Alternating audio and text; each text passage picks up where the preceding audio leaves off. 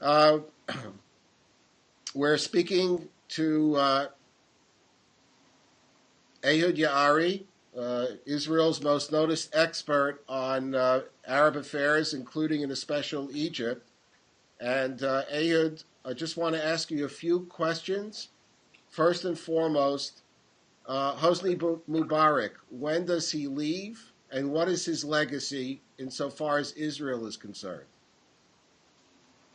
Well, I think, Abe, that President Mubarak's legacy is of preserving the peace that his predecessor, President Anwar Sadat, has concluded with Israel back in '79. Mubarak has been very strict in terms of making sure that Israel and Egypt maintain peaceful relationship, although, of course, the two countries did not necessarily see eye to eye at all circumstances. But what is important is that in spite of the fact that it has been a cold peace for the past almost 30 years, it has been very careful. Israel could not fact that the Egyptian army has more F-16 aircrafts than the Israeli army, that the Egyptians have 10 divisions all equipped with American weapons. Egypt departed or have taken an exit from the military equation. I think Mubarak is acting now as an Egyptian patriot. Sounds strange, I know, but in a sense he feels that he has to stay for a while longer. He knows he's kaput. He knows he and his family are finished. He is trying to stay so as to allow for an orderly transfer of power, of which I am personally very doubtful. Meaning that whether he stays or not, it won't be orderly? Or in what sense? That you're doubtful that he has a role yet to play, or that he would be allowed to play that role? I think the Mubarak family and everybody around them, all their cronies and friends and business associates, are all finished. This is over. But what we have now is, on the one hand, Abe, we have a regime which is still in place. The Egyptian army, all over the streets, did not disintegrate.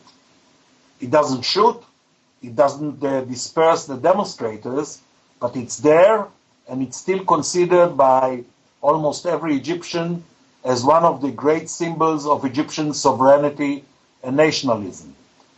So the government is there. Even the ruling party, the NDP, the National Democratic Party, has sort of decapitated its leadership, but the mechanism, the institutions of the regime. However, these or the remaining institutions of the Mubarak regime are finding it very difficult to impose their will or strike a deal with the protest movement. On the other hand, the protest movement and all the, dozens of organizations which sprang out during the past 2 weeks, they have no real leadership. So the problem is, who is negotiating about what with whom?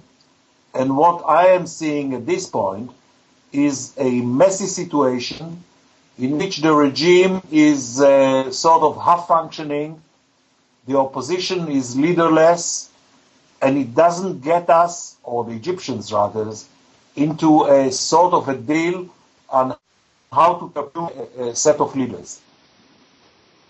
Which brings us to the issue of the Muslim Brotherhood. What is they're the X factor? How do they play into it right now? Yeah, the Muslim Brotherhood are always smart and always careful. They were very careful not to jump ahead, not to try to take leadership of the huge demonstrations which they did not initiate. And they are very careful, even today as we speak, not to be seen as trying to hijack the Egyptian revolution, or as they call it, the Lotus Revolution. On the other hand, the Muslim Brotherhood is waiting for its moment. So they are willing to give everybody assurances that they will not have a candidate running for a presidency in the next elections, which I expect to be probably around June, anyway, this summer. But you can be certain that they are getting ready for the next round in few years' time. So the Muslim Brotherhood is there, lying pretty low, not too low, but trying not to scare anybody out of this revolution. Final question, the ripple effect in two particular places, Syria and Iran.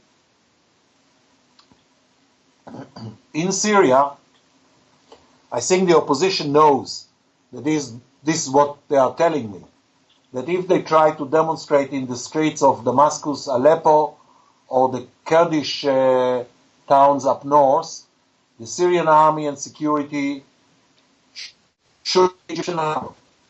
This is not the Egyptian police. It was very clear from the outset that the Egyptian army, and they moved 3 divisions inside Cairo, were not going to shoot.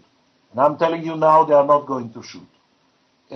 With the same conviction, I'm telling you, that if there are demonstrations in Syria tomorrow morning, Syrian security, police and army are going to shoot right away. This gets everybody who is a potential candidate for participating in a demo very careful about how, when, if they do it. As to Iran, the Green Movement is trying to stage demonstrations in support of the Egyptian revolution on February 14th. So far, they did not get permission from Mr. Ahmadinejad's authorities, but nevertheless, we some attempts at least to have demonstrations in Tehran come February 14th.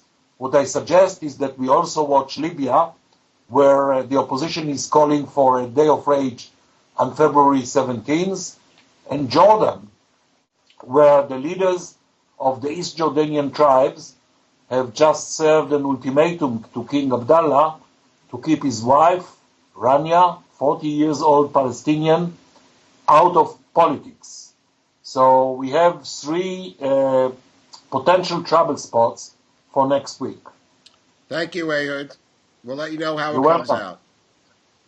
You're welcome. Bye. Later.